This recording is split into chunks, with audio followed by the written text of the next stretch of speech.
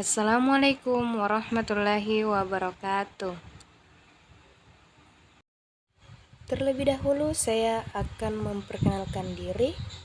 Nama saya Selvi Hidayatullah dengan NIM 1051911074419, Prodi Pendidikan Agama Islam. Poin pertama mengenai pengertian, di mana penilaian kompetensi sikap dalam pembelajaran merupakan serangkaian kegiatan yang dirancang untuk mengukur sikap peserta didik sebagai hasil dari suatu program pembelajaran. Penilaian sikap juga merupakan aplikasi suatu standar atau sistem pengambilan keputusan terhadap sikap, dan kegunaan utama penilaian sikap sebagai bagian dari pembelajaran adalah refleksi atau cerminan pemahaman dan kemajuan sikap peserta didik secara individu. Kemudian cakupan penilaian sikap. Pada gambar yang tertera di hadapan teman-teman sekalian, cakupan penilaian sikap spiritual, yaitu menghargai dan menghayati ajaran agama yang dianut. Kemudian penilaian sikap sosial, yaitu menghayati dan mengamalkan perilaku atau jujur, disiplin, dan tanggung jawab. Kemudian santun, responsif, dan menunjukkan sikap sebagai bagian dari solusi atas berbagai permasalahan dalam berinteraksi dengan lingkungan sosial dan alam, serta dalam menempatkan diri sebagai cerminan bangsa dalam pergaulan dunia. Kemudian pada perumusan indikator dan contoh indikator ini, saya akan menjelaskan terlebih dahulu dalam konteks penilaian sikap. Indikator merupakan tanda-tanda yang dimunculkan oleh peserta didik, yang mana dapat diamati atau diobservasi oleh guru sebagai representasi dari sikap yang dinilai. Adapun beberapa perumusan indikator dan contoh indikator sikap spiritual dan sosial, sebagaimana yang terlihat di slide yang tertera di atas.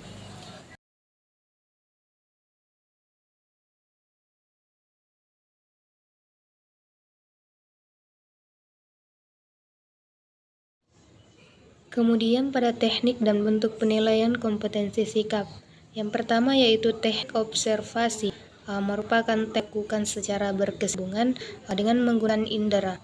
Teknik ini terbagi menjadi dua, yaitu observasi secara langsung dan tidak langsung. Observasi langsung dilaksanakan oleh guru secara langsung tanpa perantara orang lain. Kemudian observasi tidak langsung menggunakan bantuan orang lain seperti guru, orang tua, peserta didik, dan karyawan sekolah. Bentuk instrumen yang digunakan untuk observasi adalah pedoman observasi yang berupa daftar cetak dan skala penilaian yang disertai rubrik. Daftar cek digunakan untuk mengamati ada tidaknya suatu sikap atau perilaku, sedangkan skala penilaian menentukan posisi sikap atau perilaku peserta didik dalam suatu rentang sikap. Pedoman observasi secara umum memuat persyaratan sikap atau perilaku yang diamati dan hasil pengamatan sikap atau perilaku sesuai kenyataan.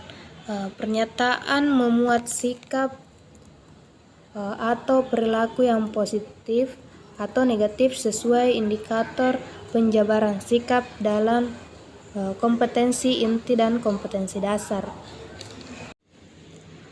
Pedoman observasi dilengkapi juga dengan rubrik dan petunjuk penskoran, sedangkan petunjuk penskoran memuat cara memberi skor dan mengolah skor menjadi nilai akhir. Kedua yaitu penilaian diri. Penilaian diri merupakan teknik penilaian dengan cara meminta peserta didik untuk mengemukakan kelebihan dan kekurangan dirinya dalam konteks pencapaian kompetensi. Penilaian diri ini juga merupakan teknik penilaian untuk mengetahui dan mengungkapkan secara jujur tentang kemampuan diri yang dimiliki peserta didik.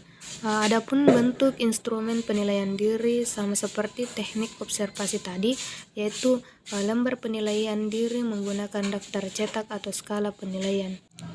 Adapun skala yang digunakan dalam penilaian diri yaitu skala Likert dan skala diferensial. Skala Likert adalah skala yang dapat digunakan untuk mengukur sikap, pendapat, dan persepsi seseorang atau sekelompok orang mengenai suatu gejala atau fenomena pendidikan. Sedangkan skala diferensial yaitu skala yang susun dalam satu garis kontinum, di mana jawaban yang sangat positif terletak di bagian kanan garis dan jawaban yang sangat negatif terletak di bagian kiri garis atau sebaliknya. Yang ketiga yaitu penilaian antar peserta didik. Penilaian peserta didik merupakan teknik penilaian yang meminta siswa untuk silang penilaian dengan teman lainnya pada suatu kelas dengan petunjuk penilaian disesuaikan kompetensi yang ingin dicapai. Instrumen yang dapat digunakan dalam penilaian ini adalah daftar cek dan skala penilaian dengan teknik sosiometri berbasis kelas. Teknik sosiometri ini digunakan untuk mengetahui posisi siswa dalam hubungan sosialnya dengan siswa lain.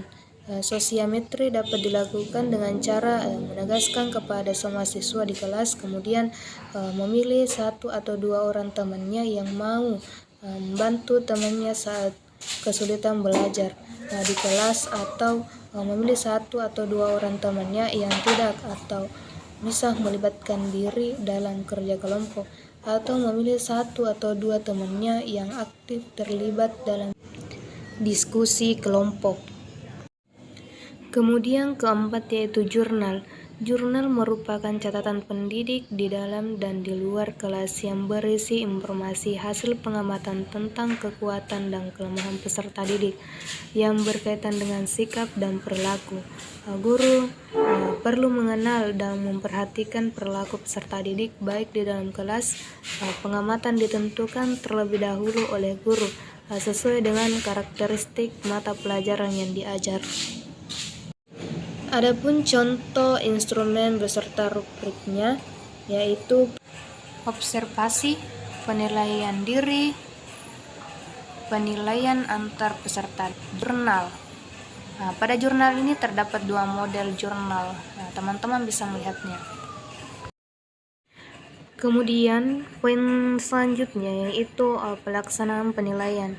Pelaksanaan penilaian kompetensi sikap dilakukan oleh pendidik setiap mata pelajaran untuk dilaporkan kepada wali kelas yang selanjutnya dapat dijadikan sebagai laporan penilaian satuan pendidikan. Adapun tahap pelaksanaan penilaian kompetensi sikap yaitu yang pertama awal semester. Pendidik menginformasikan kompetensi sikap yang akan dinilai. Kedua, pendidik mengembangkan instrumen penilaian sesuai dengan mata pelajaran yang diajarkan. Ketiga, pendidik menjelaskan kriteria penilaian untuk setiap sikap yang akan dinilai, termasuk bentuk instrumen yang akan digunakannya. Keempat, memeriksa dan mengolah hasil penilaian dengan mengacu pada pedoman penskoran dan kriteria penilaian yang telah ditetapkan sebelumnya.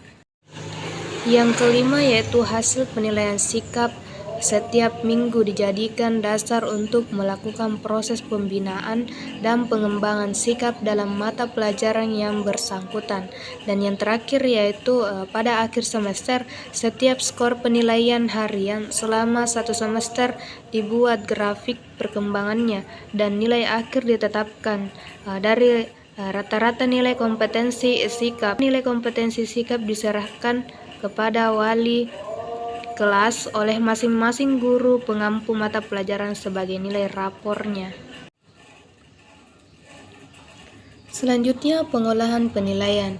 Pada akhir semester, guru mata pelajaran dan wali kelas wajib melaporkan hasil penilaian sikap, baik sikap spiritual maupun sikap sosial.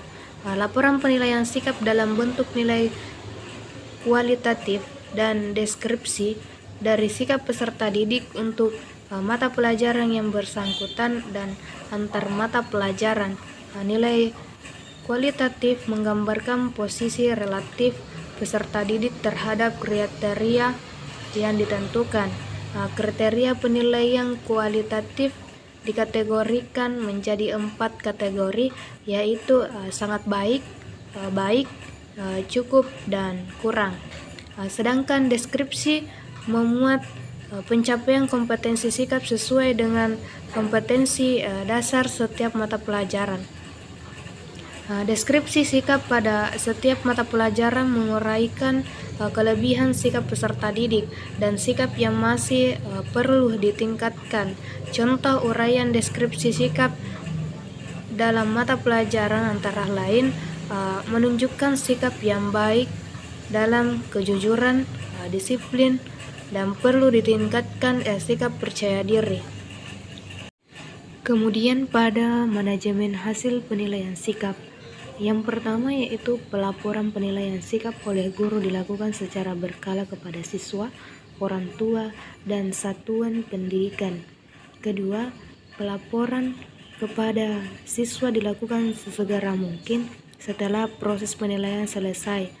Pelaporan kepada orang tua siswa dapat dilakukan melalui siswa dan orang tua menandatangani hasil penilaian tersebut. Ketiga yaitu bentuk pelaporan kepada orang tua siswa berupa laporan hasil penilaian tengah semester dan buku rapor. Yang keempat, hasil penilaian oleh pendidik dianalisis lebih lanjut untuk mengetahui kemajuan dan kesulitan belajar. Kemudian dikembangkan kepada peserta didik disertai balikan berupa komentar yang mendidik atau penguatan yang dilaporkan kepada pihak terkait dan dimanfaatkan untuk perbaikan pembelajaran. Dan yang kelima yaitu program remedial dan pengayaan dilaksanakan sebagai tindak lanjut analisis hasil penilaian. Bentuk layanan remedial dapat dilakukan melalui kegiatan bimbingan konseling maupun cara yang lainnya, sedangkan program pengayaan dapat dilakukan dengan kerja kelompok dan kelompok diskusi. Poin selanjutnya yaitu penilaian pencapaian kompetensi pengetahuan. Yang pertama, pengertian penilaian pencapaian kompetensi pengetahuan. Penilaian pengetahuan dapat diartikan sebagai penilaian potensi intelektual yang terdiri dari tahapan mengetahui, memahami, menerapkan, menganalisis, mensintesis, dan mengevaluasi. Seorang pendidik perlu melakukan penilaian untuk mengetahui pencapaian kompetensi pengetahuan peserta didik. Penilaian terhadap pengetahuan peserta didik dapat dilakukan melalui tes tulis, tes lisan, dan penugasan. Dan kegiatan penilaian terhadap pengetahuan tersebut dapat juga digunakan sebagai pemetaan kesulitan belajar peserta didik dan perbaikan proses pembelajaran. Pedoman penilaian kompetensi pengetahuan ini dikembangkan sebagai rujukan teknis bagi pendidik untuk melakukan penilaian. Kedua yaitu cakupan penilaian kompetensi pengetahuan. Yang pertama, pengetahuan faktual berisi kesepakatan dari elemen-elemen dasar berupa istilah atau simbol dalam rangka memperlancar pembicaraan dalam suatu bidang disiplin ilmu atau mata pelajaran. Pengetahuan faktual meliputi aspek-aspek pengetahuan istilah, pengetahuan khusus, dan elemen-elemennya berkenaan dengan pengetahuan tentang peristiwa, lokasi, orang, tanggal, sumber, informasi, dan sebagainya.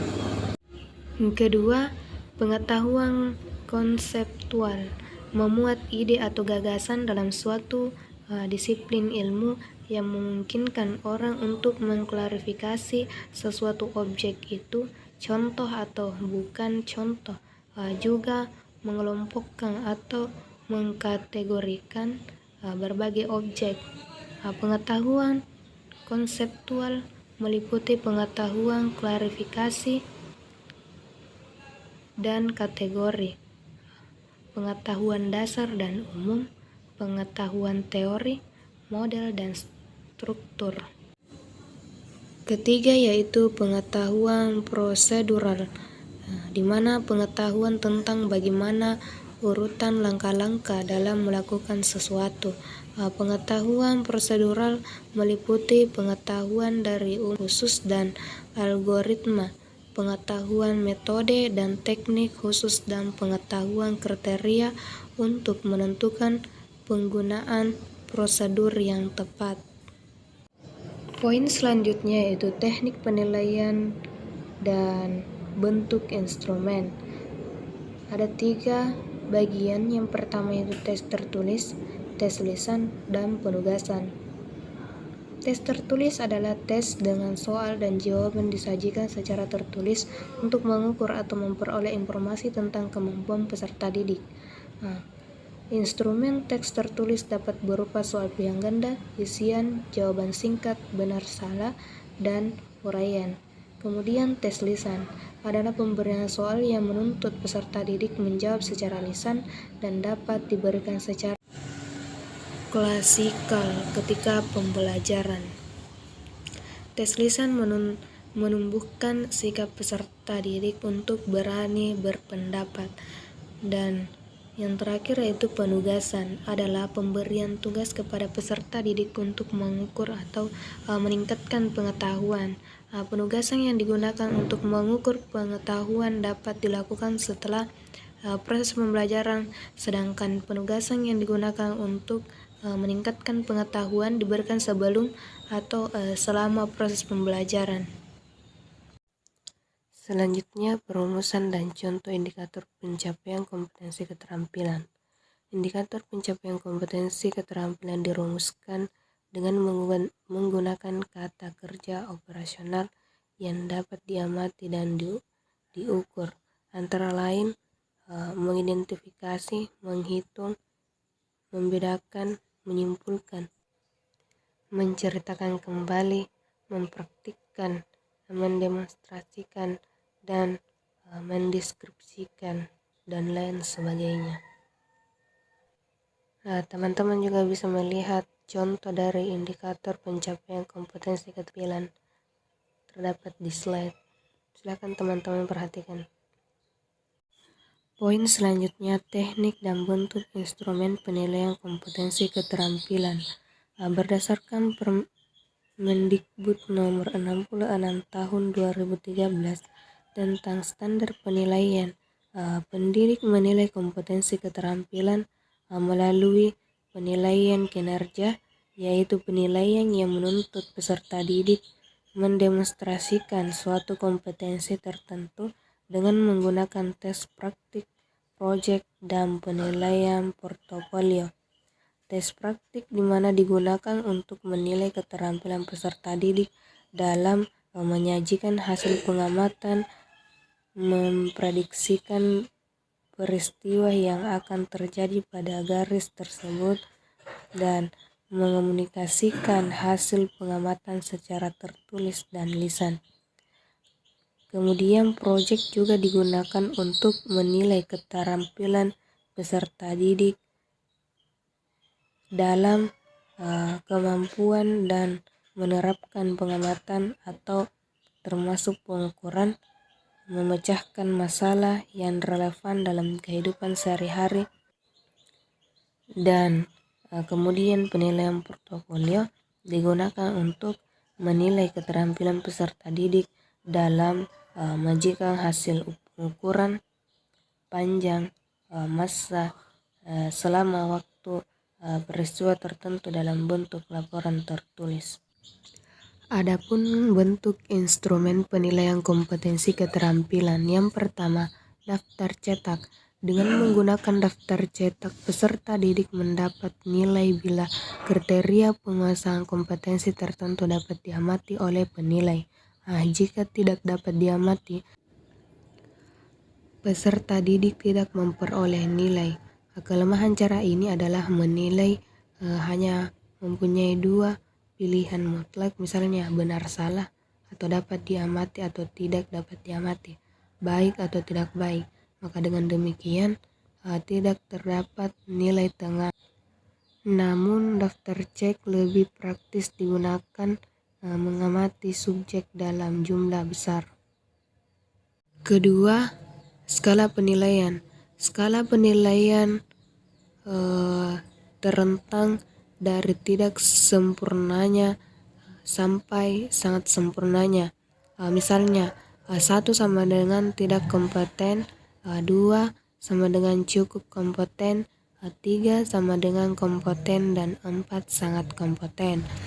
Untuk memperkecil faktor subjektivitas, perlu dilakukan penilaian oleh lebih dari satu orang agar hasil penilaian lebih akurat. Adapun contoh instrumen beserta rubrik keterampilannya, teman-teman bisa lihat beberapa saat contoh instrumen beserta rubrik keterampilan di atas.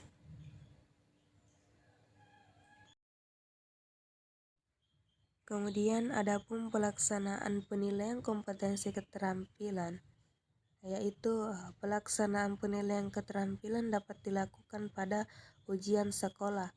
Penilaian kompetensi keterampilan dilakukan oleh pendidik secara berkelanjutan. Yang dimaksud dari penilaian ini, yang pertama itu penilaian praktik, proyek, dan portofolio. Poin terakhir yaitu manajemen nilai keterampilan. Laporan nilai keterampilan yang dibuat oleh pendidik dapat berupa lembaran, buku, dan buku yang disertakan lembaran. Laporan dalam bentuk lembaran hendaknya memuat seluruh informasi tentang kemajuan peserta didik secara menyatu. Laporan berupa buku mendeskripsikan seluruh kompetensi untuk disampaikan kepada orang tua peserta didik secara berkala. Laporan berupa buku dan lembaran memuat seluruh kompetensi secara terpisah. Buku laporan berisi informasi kompetensi inti 3 dan 4. Sedangkan laporan lembaran secara terpisah mendeskripsikan kompetensi inti 1 dan 2. Baiklah teman-teman, karena materi mengenai manajemen nilai keterampilan adalah materi terakhir atau poin terakhir dari pembahasan yang bisa saya sampaikan, mungkin sekian dari penyampaian saya. Kurang lebihnya mohon dimaafkan. Terima kasih. Wassalamualaikum warahmatullahi wabarakatuh.